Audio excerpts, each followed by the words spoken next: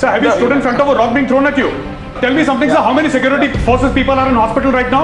There are 3,300 security people in hospital. I don't know. You don't know?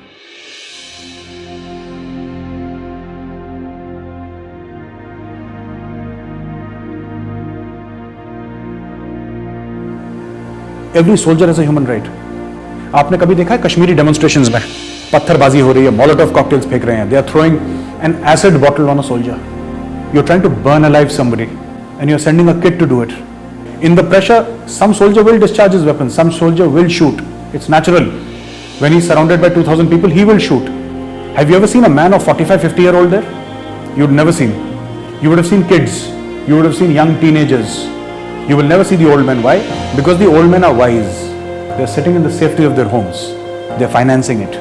छोटे बच्चों को मरवाते हैं क्योंकि उससे सियासत अच्छी होती है, पॉलिटिक्स अच्छी होती है.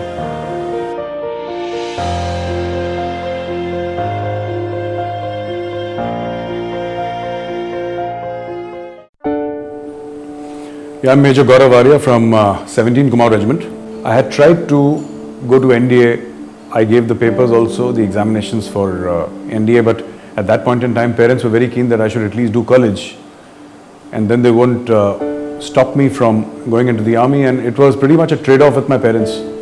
I did my graduation from St. Stephen's College, Delhi, and in 1993 I joined OTA Madras. It used to be Madras those times. It wasn't Chennai yet. Training was terrible. The heat in Madras, you know, it really cut you down to size from day one. But the brotherhood that we built up there during training, and the kind of love and affection, the kind of bonding that the army gives you, the training academy gives you, I have never seen anywhere in the world. That kind of bonding, the bonds which are forged in the fire of pressure, physical exhaustion, and the need to depend upon one another to even get through the day, because the training in the army is structured in such a manner that unless you are a team, you will not survive the day. You will not survive the hour. You have to trust your team, and they have to trust you. Without trust, nothing functions in the army. That is what I learnt. We had some very fantastic instructors from the Kumaon Regiment, and somewhere in the second term, I saw all these instructors from Kumaon, and I decided on seeing my instructors, by being motivated by those instructors, I decided to opt for the Kumaon Regiment, and I was commissioned into 17 Kumaon on 5th of March 1994. The unit has played a great role in shaping who I am. The unit has been a guide, a mentor, a friend, a philosopher. Even today, when I'm in a problem, I call my seniors from the unit and ask for their guidance. And it's like a family. They're always willing to help, always willing to take one step ahead. 17 Kumaon has got 100% Kumaoni troops. It's a pure Kumaoni unit. I've never seen better troops. I've never seen finer troops. Humble, loyal, physically tough, incredibly brave, and while being simple village folk. And above all, I remember the troops, the officers, men of 17 Kumaon for their exemplary character, for standing up for what is right and always doing it, irrespective of the problems that came their way. It could have been in peace areas, it could have been in operations. I've never seen these guys, going on the back foot and compromising. In 1999, I left the army.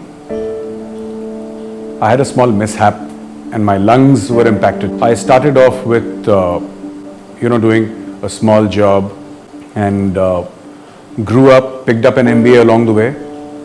I was the CEO of a company, and I recently resigned as president of a Singapore-based multinational, and now I've joined Republic TV full-time, and I will be working closely with the Republic to produce programs on military and strategic affairs. In peace areas in the army generally, there is a lot of maintenance activity that happens, a lot of training that happens, and administrative duties. Essentially in peace you're preparing for war, and if you've done your job properly in peace, field area is not so much of a problem. And I think generally the army is treated with a lot of respect. However, I wish that people understood the army more. Maybe we in the army can do more so that people understand it better. There was also a sensing among the civilians that this was an institution that they could not easily understand. Because everything is in its place and everything has a place in the army. So even if you're invited to a party at 8 o'clock, everybody will be there at 7:55. You see, there is no casual strolling in at 9:30 because, you got fashionably late. There is nothing called fashionably late in the army. And discipline in the army is a matter of life and death. If you're late for a function today, you will be late for an operation tomorrow. So there are some things on which the army will never ever compromise. Respect for the army comes in India because of the way army behaves. The Indian army is the last argument of the state. Whether it's fighting external enemies, whether it's terrorism, whether a bridge has collapsed 3 days before the Commonwealth Games and somebody needs to build a bridge overnight, whether an unfortunate child has fallen into a borewell. For each and every single thing, the last resort, the last argument of the Indian state has always been in the army. It's only the terrorists and the enemies who fear us. I think the population of India loves us. We as an institution are very grateful for that love. Unlike the Pakistan army, because what happens in Pakistan is they've taken over that country 4 times. You see? And the Pakistan army behaves like the East India Company. They run what is called the Fauji Foundation, which is approximately a $20 billion enterprise. They grab land. They sell their own people to the Americans. Parvez Musharraf sold, and I'm using the word sold after much thought, he sold more than 350 Pakistanis to Americans who were later on incarcerated in Guantanamo Bay because they were suspected of being Al-Qaeda supporters, which was not true in 90% of the cases. But they were getting money, so they did that. There is a huge difference in character. Of course, there is a difference in size. Of course, there is a difference in training and technology and the behavior of both the armed forces. I'm talking about the Indian Army and the Pakistan Army. But the biggest difference is the difference in character. You don't take an insurance policy when you land up in the hospital. Think of the Indian Army as your final insurance policy. Today, this army, for 70 years after independence, has stood between India and misfortune. Had it not been for the Indian Army, you would not have seen India the way you do. In the east, we have China. In the west, we have Pakistan. Both are nuclear powers. China has hegemonistic designs. All of us know that. Pakistan is a rogue state. It's a terror state. We've seen that. We've seen that in 1947, 65. We've seen that in Kargil, 26/11, 1993 bomb blasts, all of which have been traced back to Pakistan. For every successful terrorist attack, there are 99 other attacks which have been thwarted, which have been foiled. That is what the Indian Army does during peacetime and in field tensions. You have written an open letter to Burhan Wani, which basically says the day you started, I was reading from it, the day you started with your social media blitzkrieg, you were a dead man. You're talking about Burhan Wani. Yes. You've said the Hurriyat feeds on the blood of men and send young Kashmiris to face the army, that it's young boys like Burhan Wani who've been scapegoated by the separatist sentiment. That's your argument. Yes. I saw television images of Burhan Wani being portrayed as a martyr, with so many people joining in. The Indian media especially, Burhan Wani being compared to Bhagat Singh, Shaheed. That I can't even imagine something like this, or somebody saying something like this. You're comparing a terrorist to Shaheed Bhagat Singh. Shaheed Bhagat Singh did not have the blood of innocence on his hands. Shaheed Bhagat Singh died for this country. Please name one innocent person that Shaheed Bhagat Singh killed. He was tortured in jail, he was hanged, he went smiling to his death.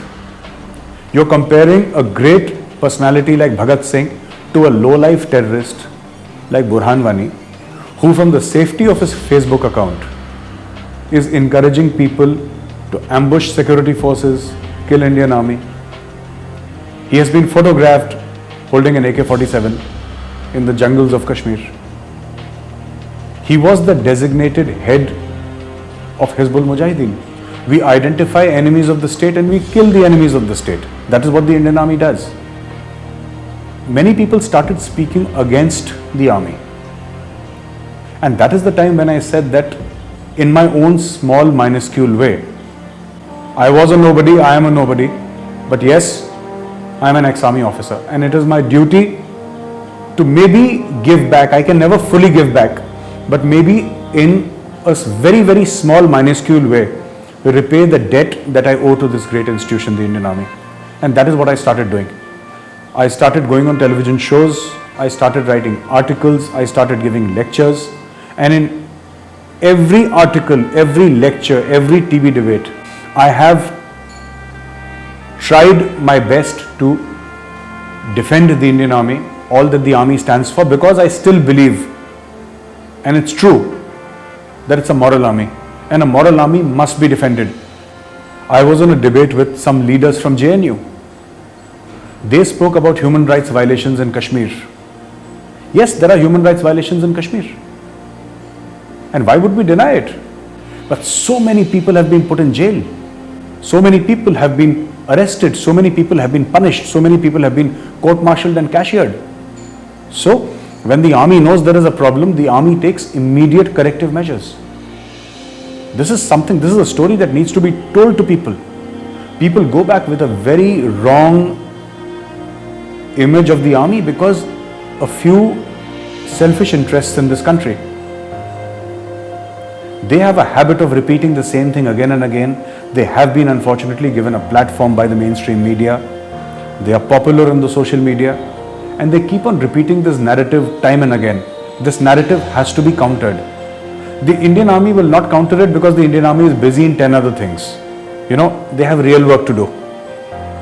Saving the country, for example. Defending the people, for example. That is what the Indian Army does. You can't expect the Indian Army to start giving lectures and start defending it. But somebody has to do it. So I said, let me do it in my own small way, let me do it. Which is why I jumped into the fray, and I've been doing it every single day ever since. And people say, Kashmir mange azadi, Bastar mange azadi. Most of these people, 99% of them, I don't think have been to Kashmir. They have never seen a real Kashmiri in flesh and blood. And this entire romanticism of the left is the romanticism of a very highly subsidized existence. And they behave like the snake that bites the hand that feeds it. You see, Kashmir was always politically volatile. Today, Kashmir is the only state which has its own flag, its own constitution, and its own penal code. They have their own flag. But in Kashmiri protests, you will never see the Kashmiri flag. You will see the flag of the ISIS, you will see the flags of Pakistan. You will not see a Kashmiri flag. If you're protesting for Kashmir, there should be some identity of Kashmir which is displayed. But you're not displaying the identity of Kashmir, you're displaying the identity of the Islamic State. And we know for a fact that a majority of the Kashmiris would like nothing better to do than go back to their homes, go back to their families and lead a normal life. It's only a small minority which is feeding poison to the Kashmiris, poisoning their minds, poisoning young kids. The head of the Hizbul Mujahideen is Sayyid Salahuddin. I would like to ask all these people who are saying Kashmir mange azadi, Sayyid Salahuddin ke bete kya kar rahe hain? All of them are in government jobs. Farooq Abdullah says about the Indians, he says Kashmir inke baap ka hai kya? And then Farooq Abdullah says that ye jo bhi bacche lad rahe hain, jo patthar फेंक रहे हैं, ये अपनी आज़ादी के लिए लड़ रहे हैं और मैं उनको सपोर्ट करता हूँ. Here is a person who's been a union minister in the Indian cabinet. Here is a person who's been a chief minister. His family over 3 generations has led Jammu and Kashmir, has decided the destiny of Jammu and Kashmir. And this person says कि कश्मीर इनके बाप का है क्या? If jihad is such an important thing, why did Farooq Abdullah not tell Omar Abdullah to do jihad? Jihad सिर्फ गरीब का बेटा क्यों करे? ये गिलानी का बेटा क्यों ना करे जिहाद? सैयद सलाउद्दीन का बेटा क्यों ना करे जिहाद? आसिया अंद्राबी की बहन क्यों ना करे जिहाद? ये लोग मीडिया वाले बड़े कहते हैं ना कि बुरहान वानी एक हेडमास्टर का बेटा था, तो मैं वही पूछना चाहता हूं, हेडमास्टर का बेटा क्यों करे जिहाद? Why? All these people are making a fool of the Kashmiris. It's a scam for money. They are selling human lives for money. The Indian Army has got absolutely nothing against Kashmiris. We do such a big social welfare scheme called Operation Sadbhavna. Education, healthcare, everything the Indian Army is taking care of in the best manner possible that they can. within their limited resources. They have gone out. There is a huge social outreach by the Indian Army into Kashmir. But you also have instances where the Indian Army is helping flood affected people in Srinagar. And while the Indian Army is carrying supplies to marooned localities, the separatists are telling kids to throw stones on the Indian Army convoys. There is a very beautiful word called munafqat. Munafqat means hypocrisy. ये हुर्रियत वाले मुनाफिक हैं ये, इनको पैसा चाहिए और ये एक एक करके सारे कश्मीरियों को बेच देंगे, क्योंकि अगर ये सचमुच दिल से कहते हैं कि कश्मीर को आज़ादी चाहिए तो ये क्यों नहीं खड़े होते खुद? दिल्ली आते हैं, फोर्टिस हॉस्पिटल गुड़गांव में इनका इलाज होता है, एक एक रात की कीमत 2.5-3 लाख रुपए। Who pays for that? And a person in Kashmir in a village, he is not able to get medical help in time. Why don't these people force the central government and the state government to build hospitals there, schools there, seats of higher learning, PhDs, so that Kashmir can grow? Kashmir is blessed with so much of natural resources, hydroelectricity. Kashmir grows saffron, it grows apple, it grows dry fruits. It's a tourism hub. Kashmir can come to the top of the world. अपने बेटे के हाथ में पकड़ा दी doctor की degree और गरीब के बेटे के हाथ में पकड़ा दिया पत्थर. Why? और मैं अपने कश्मीरी भाइयों से पूछता हूं कि क्या तुम लोगों को दिखाई नहीं देता कि तुम्हें बेवकूफ बना रहे हैं ये लोग? Can't you see? It's so visible. इतना जहर घोल दिया है, क्योंकि जब तक ये जहर घुलता रहेगा तब तक इनके पास पैसा आता रहेगा. ये कश्मीरी आवाम और कश्मीर के छोटे छोटे बच्चों की लाशों पे सियासत करते हैं लोग. ये इनका असली धंधा है, ये इनका असली चेहरा है. कश्मीरियों को ये चाहिए और इंडियन गवर्नमेंट को भी ये चाहिए. Engage directly with Kashmiris. Anybody who rapes should be put to death, whether he is wearing a uniform, whether he is not wearing a uniform. Human rights violations, throw the man in jail. But please understand, even the soldier has human rights. Indian Army officers and men are martyred because of their own heroism. What happens is that, there is a building in Kashmir in which there are terrorists and there are hostages. What do you think the Israeli army would do? What do you think that the American army will do? They would just put a missile in that building and kill everybody. That option is available to us also. But do we do it? We don't. Have you ever heard of an artillery gun being used in Kashmir for counter-insurgency operations? Pakistan uses F-16 fighter jets in Waziristan. The federally administered areas, the tribal areas of Pakistan, they use artillery guns. They use medium artillery, they use fighter jets, they use helicopter gunships. We don't use it, we use only infantry weapons.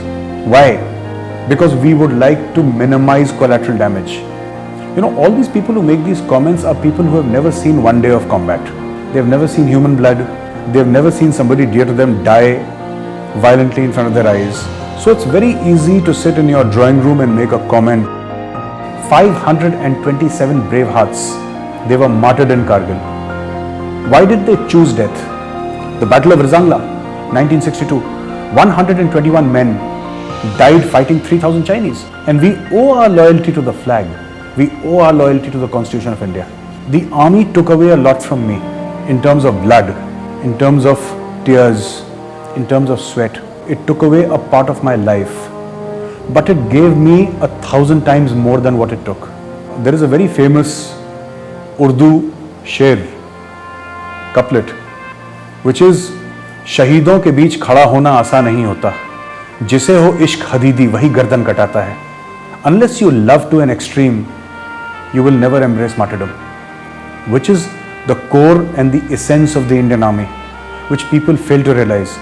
My message to the anti-nationals is that, for too long you've had a free run, and the time is not far when all of you will be roundly exposed for what you are. Basically people who hide behind fictitious social media names and try to spread poison in the country. My message to patriots is that all of us must join hands. It's our country and it is our responsibility, not just the responsibility of the Indian Armed Forces, but our collective responsibility to defend our nation against all enemies, foreign and domestic. A soldier does not expect much, but as Indians, the only thing that a soldier would expect from his fellow countrymen is to be Indians worth fighting for. He's sacrificing his life for us. Let us, by our everyday action, make that sacrifice worthwhile. Jai Hind.